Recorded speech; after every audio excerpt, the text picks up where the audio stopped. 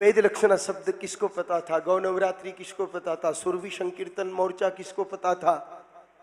इन सब चीजों का जो उद्भव हुआ है एक पथमेड़ा के विचारों से हुआ है।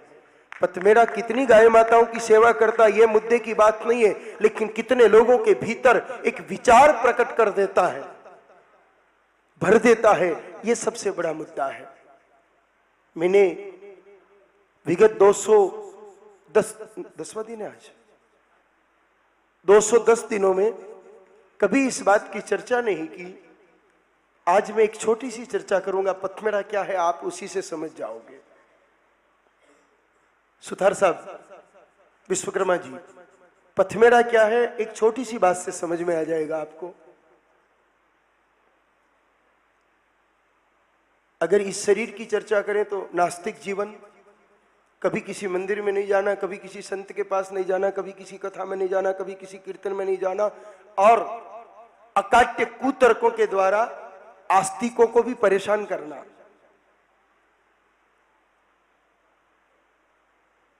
लेकिन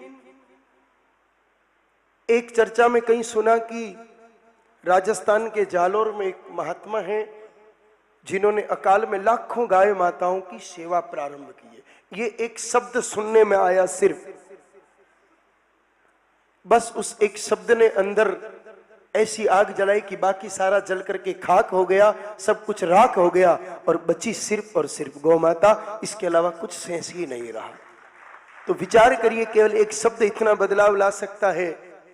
कल एक बहन जी आई थी, आप लोगों को ध्यान हो तो, पंचगव्य सम्मेलन में। वो कह रही थी कि मैं विद्यार्थी काल में छोटी थी तब पथमेड़ा गई, पथमेड़ा को देखा, उस समय आरती सुनी। उस समय मुझे उस आरती का अर्थ ठीक से पता नहीं था, लेकिन जैसे ही मैंने मेरी डिग्री पूरी की और मैं डॉक्टर बनी, मैंने तय कर लिया कि मुझे गौमूत्र से ही चिकित्सा करनी है, दूसरी चीजों से नहीं करनी है।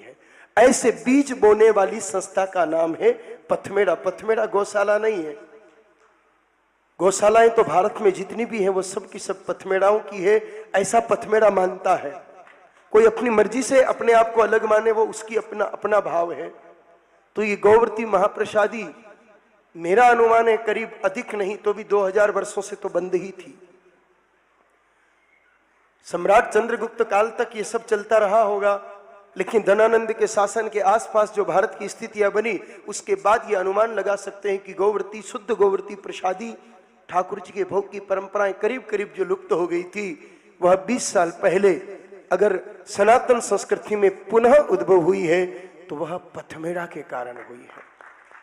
और हमें प्रसन्नता है कि हम सब पथमेड़ा परिवार के सदस्य, ये हम सब के लिए गौरव की बात है, गर्व की बात है।